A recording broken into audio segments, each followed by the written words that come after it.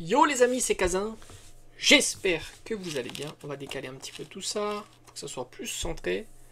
La petite carte Dracofeu. Bon, c'est pas une carte très rare, hein, tu l'auras compris. Mais bon, je trouve qu'elle est plutôt sympa. Et puis en 10, ça fait toujours plaisir. Même si c'est pas exceptionnel non plus, là, hein, tu l'auras compris.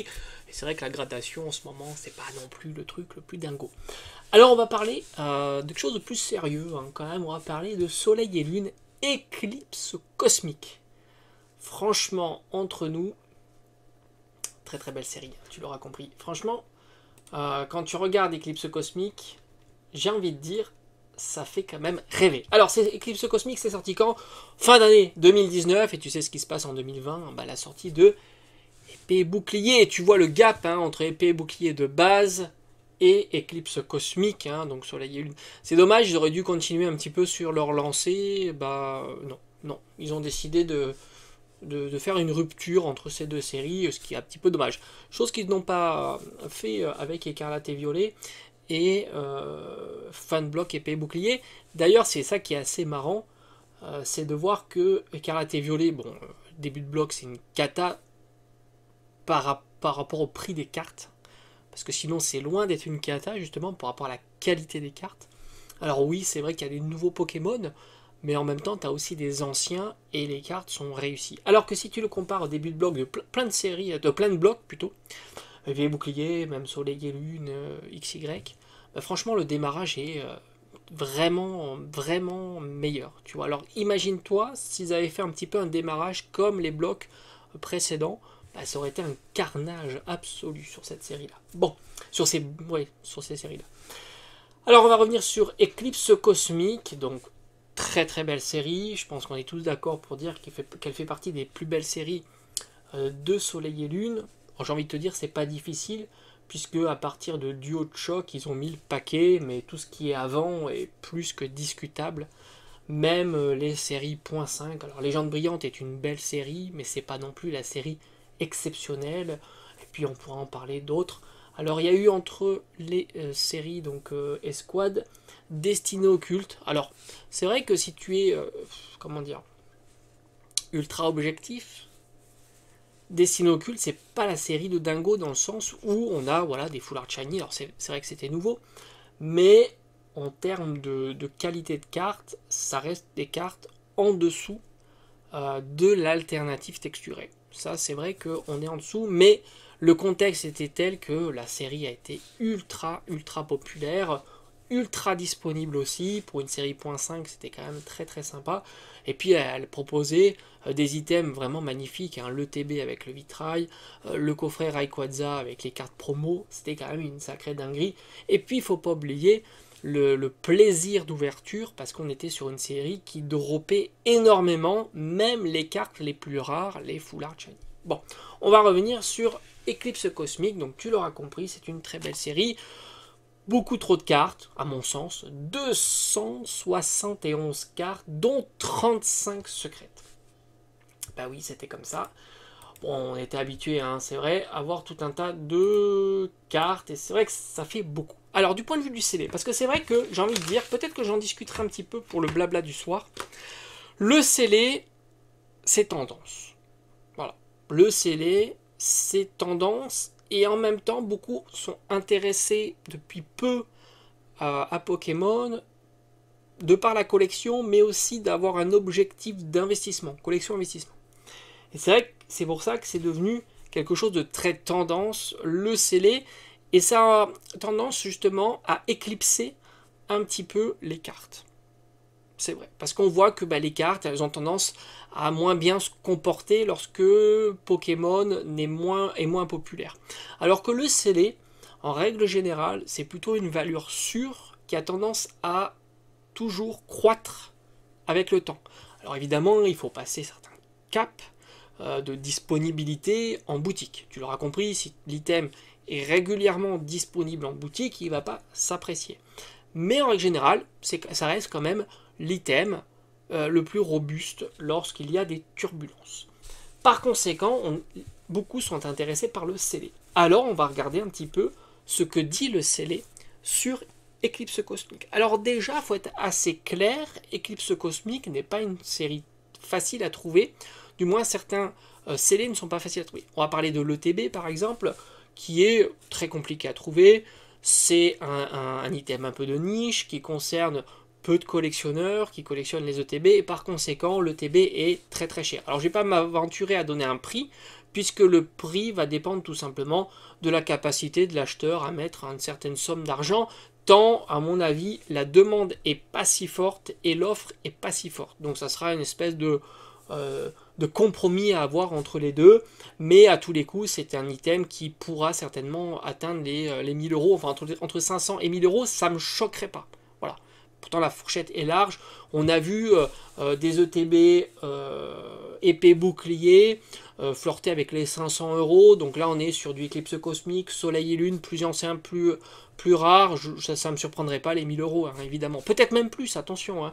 Franchement là c'est juste une pseudo-estimation que je pourrais donner. Mais là encore une fois c'est très complexe. Ça reste quand même un item de niche qui va peut-être intéresser peu de monde parce que n'oublie pas que tu as peu de boosters à l'intérieur, hein, c'est aussi ça.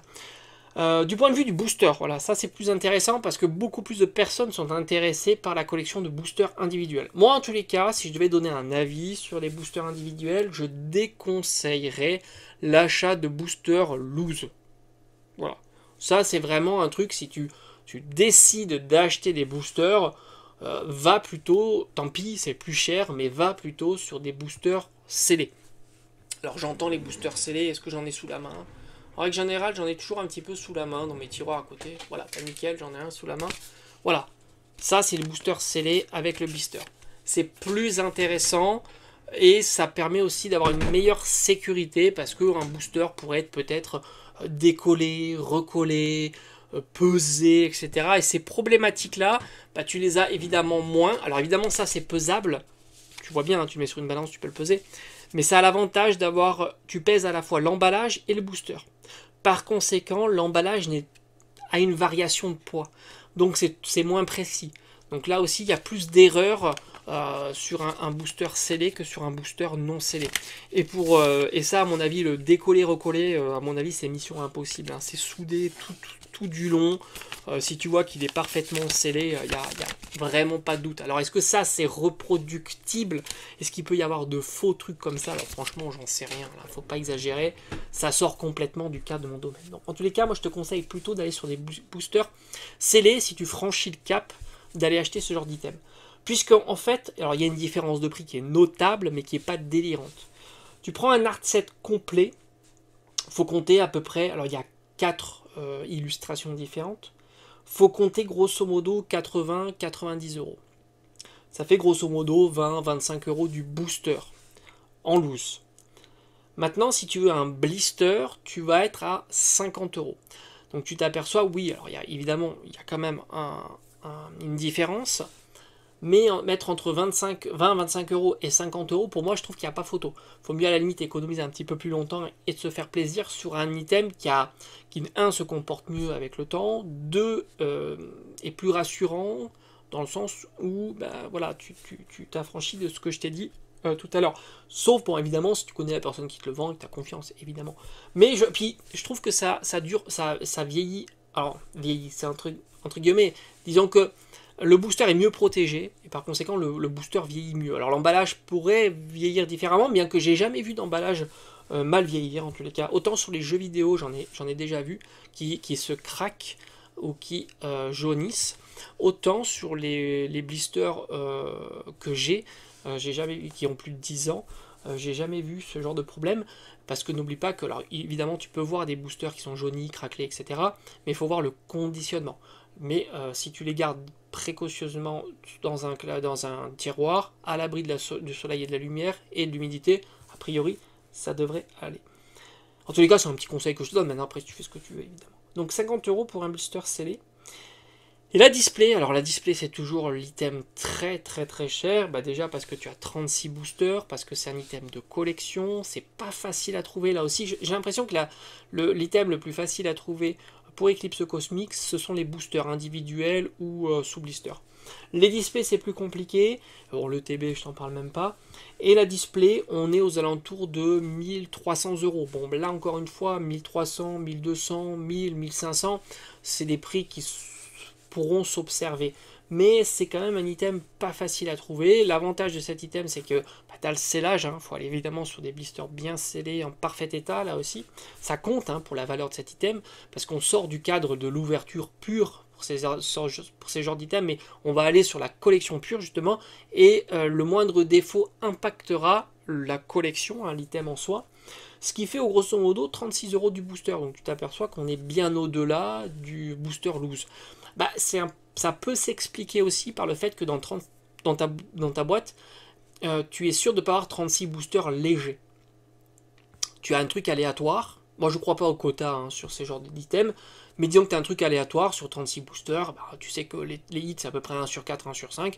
Donc, tu as à peu près 1 sur 4, 1 sur 5. Tu ne vas pas te défier des mathématiques. C'est comme ça.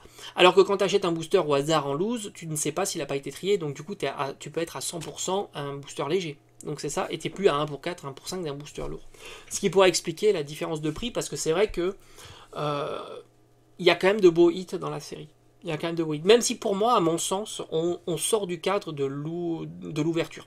Pourquoi? Parce que j'ai toujours en tête de savoir si, quand tu ouvres un booster, s'il est entre guillemets rentable. Ou une display, encore pire.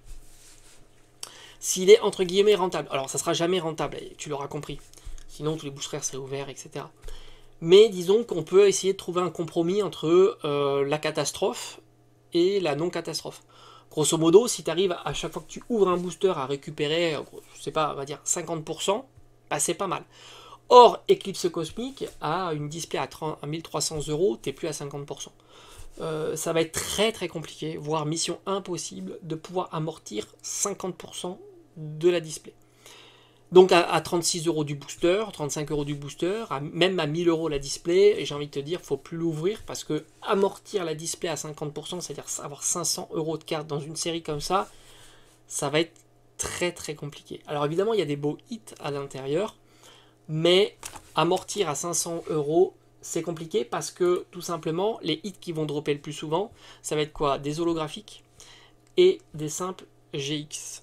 Et là, ces cartes-là sont très bon marché à l'heure actuelle. Et c'est ça un petit peu la différence. Autant, tu vois, ouvrir du set de base, j'ai envie de te dire pourquoi pas. Parce que tu as les communes, les peu communes, les rares, toutes ces cartes-là ont une valeur qui vont amortir fortement ton ouverture. Tu vas pas te focaliser uniquement sur les gros hits, c'est-à-dire les holographiques, mais tu pourras te rattraper. Le Pikachu, par exemple, c'est une carte qui vaut 100, 200, 300 € suivant l'état, les starters, etc. Tu n'as pas ça dans les boosters Eclipse Cosmic. Et c'est ça le gros problème. Alors mettre une grosse somme d'argent dans un booster set de base, c'est pas si délirant. Paradoxalement, mettre 30 € dans un booster XY Eclipse Cosmic, j'ai dit XY Soleil et Lune Eclipse Cosmic, c'est déjà plus compliqué. Alors évidemment, après tu peux évidemment le faire, tu peux t'amuser à le faire, évidemment. Mais c'est vrai que tu es plus perdant. C'est ça pour moi, de trouver le caractère un petit peu ouvrable ou pas d'une série. J'estime qu'une série, si elle a les cartes communes, peu communes, rares, holographiques, ultra pas chères, ça devient complexe. Parce que tu vas miser, et GX, parce qu'en fait tu t'aperçois que même les GX sont plutôt très bon marché. On verra un petit peu. Alors, je te donnerai pas de prix parce que c'est compliqué de donner des prix pour Eclipse Cosmic, mais les cartes sont pas délirantes. Tu n'es pas sur Evo Céleste et pourtant la display est moins chère, tu vois. Elle est aux alentours, je crois, de 500, 550 €. Et pourtant, Evo Céleste, tu as déjà 2 cartes qui valent le prix de ta display, qui valent plus cher de ta display. Déjà 2. Je pense pas que tu puisses trouver 2 cartes qui valent plus cher que le prix de ta display sur Eclipse Cosmic. Et c'est ça qui va fortement coincer. De mémoire, je crois que tu as le Arceus, enfin les 3 Arceus, Dialga, Palkia, alternatifs qui doit taper les 300-400 € peut-être, quelque chose comme ça, et encore. Et c'est compliqué après, voilà, t'as rien d'exceptionnel. Je pense que tu as aussi un Dracofeu full art. On va regarder ça ensemble. Tu as peut-être aussi, voilà, il y a le Dracofeu, Rainbow et Full Art, mais là aussi, on va être très très loin du Noctali et puis de la popularité du Noctali et du Rayquaza. Tu n'as pas non plus la même demande. Sans compter que c'est vrai que en termes de neuf sorties de booster en parfait état, tu as quand même moins une grosse population sur Eclipse Cosmique. Mais malgré tout, je trouve que c'est compliqué d'ouvrir du Eclipse Cosmique, surtout à ces prix-là. Et à mon avis, ce n'est qu'un avis. Attention, je ne vois mal Eclipse Cosmique diminuer. Voilà. Après, ça peut varier comme ça. C'est pour ça que je te dis souvent 1000 euros, 1500 euros de display. Mais vraiment diminuer de façon notable, de dire ah ben on retrouve des displays à 500, 600, 700 euros, même 800 euros, ça me semble très compliqué. Tout comme les boosters individuels. Tu as vu un Art set, c'est 80-90 euros. Je vois mal le booster redescendre en dessous des 20-25 euros du booster. Et le scellé, même si le booster scellé, j'en avais vu l'été dernier, c'est dommage, hein, j'aurais dû les acheter, je crois que c'était une trentaine d'euros. Mais bon, c'était pas ma priorité et je le regrette quand même, hein, parce que c'est vrai que même si c'est pas ma priorité, au final, je n'aurais pas été mécontent d'avoir mis la main sur quelques petits boosters Eclipse Cosmique scellés. Mais tant pis, c'est comme ça, c'est le jeu, hein, évidemment. Alors, les cartes notables. Alors, évidemment, si tu ouvres, il y a quand même de belles cartes. Faut pas sous-estimer, mais elles restent bon marché, encore une fois. Tu as évidemment les starters, qui est le point fort de la série. Tu retrouves Florizard, Tortank et Dracofeu en version Esquad. Mais le Dracofeu, il était un petit peu sabordé puisque tu le retrouves dans un coffret. J'en ai acheté un.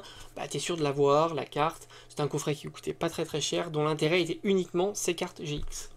Je l'ai là tranquillement, parfaitement scellé. Donc ça aussi, ça met un petit coup à la cotation de la carte. Tu as encore de belles GX, hein, comme Arceus Dialga-Palkia, hein, c'est très sympa. Et puis grosso modo, les cartes GX Esquad sont toutes réussies. Mais elles restent quand même pas trop chères. J'ai pas été contrôlé, mais je sais qu'il y a quelques temps, j'avais regardé ces cartes à 10, 15, 20, 25 euros, 30 euros peut-être. Mais c'est pas suffisant, tu l'auras compris, puisque un booster avec une simple GX Esquad doit tomber tous les... même pas 5, 6, enfin une fois sur 6, une fois sur 5, donc tu t'aperçois que bah c'est pas ouf. Tu as aussi de la même manière de jolis full art Esquad, toujours pareil puisque tu as les mêmes protagonistes, donc ça c'est plutôt cool. Le Dracofeu en tête de gondole, tu l'auras compris. Tu as beaucoup de cartes gold, et ça c'est un petit peu le bémol de la série, les cartes gold item, aucun Pokémon en carte gold, aucune Esquad gold, ça aurait été juste fabuleux. Ça c'est vraiment dommage. Ils ont tendance à pas miser sur les bons formats de cartes. Je sais pas pourquoi, mais c'est comme ça. Heureusement, tu retrouves de très jolis Rainbow Esquad. J'ai envie de dire heureusement, elles sont réussies. Hein, c'est le pattern qu'ils ont utilisé, on va dire en top premium secrète. Ça marche bien, c'est joli, mais faut aimer le format Rainbow. En général, elles sont quand même moins populaires que le format alternatif texturé, mais tu retrouves là aussi le Dracofeu en tête de gondole, on va dire. Et ils ont mis aussi les petites secrètes, donc ça fait plaisir, c'est un petit loot supplémentaire. Les petites secrètes sont relativement toutes bon marché.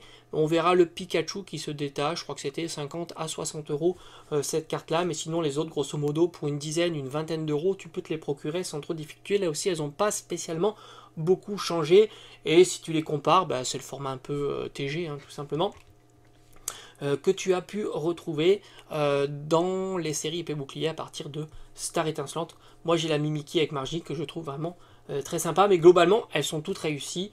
Mais là c'est des cartes qui sont que je trouve encore très bon marché. Tu as quelques cartes dresseurs, là aussi il y a des cartes qui valent un peu plus cher, comme Red and Blue, comme Pleine Puissance de Lily, mais rien de délirant, hein, pas de carte dresseur à 500 euros, hein, tu l'auras compris. Je crois qu'il y a une carte dresseur, mais c'est pas dans. Je crois que c'est dans Ultra Prisme qui vaut très cher, mais là c'est pas le cas. Et enfin tu retrouves après des cartes alternatives qui sont magnifiques, la statue donc Arceus Dialga-Palkia qui est la carte de la série, mais tu en as d'autres hein, avec tout un tas de protagonistes que je te mettrai en illustration. Donc au final la série est plutôt très jolie, c'est une série qui est très chère quand même par rapport au prix des cartes, et pourtant étonnamment, j'ai envie de dire, c'est pas suffisant comparativement au prix du scellé, qui lui aussi a bien progressé, hein. Faut pas le sous-estimer. Comme je t'ai dit, l'été dernier, je trouvais les boosters plutôt scellés, hein. Je parle à une trentaine d'euros, qui était le prix classique Donc là, on est plutôt à une cinquantaine d'euros. Mais encore une fois, comme je t'ai dit dans la vidéo, le scellé, bah, c'est quelque chose qui fonctionne plutôt très très bien en ce moment, qui absorbe beaucoup plus les perturbations. Tu le vois, hein, j'ai envie de te dire, même les cartes gradées ont pris cher. Tu t'aperçois que quasiment pour quelques euros de plus, tu as une carte gradée, et que maintenant le PSA 10 n'est plus hors de prix, hormis quelques cartes, évidemment quelques raretés, et les cartes anciennes, parce que la population de 10 sur les cartes anciennes, tu l'auras compris, mais sur les cartes récentes, ça fonctionne plus, les cartes aussi, hein, elles ont tendance à être très bon marché. Donc tout ça est plutôt cohérent, hein. Le scellé, c'est la Rolls Royce en ce moment de Pokémon. Et bien on se dit à bientôt, comme d'habitude. Allez, merci, ciao ciao.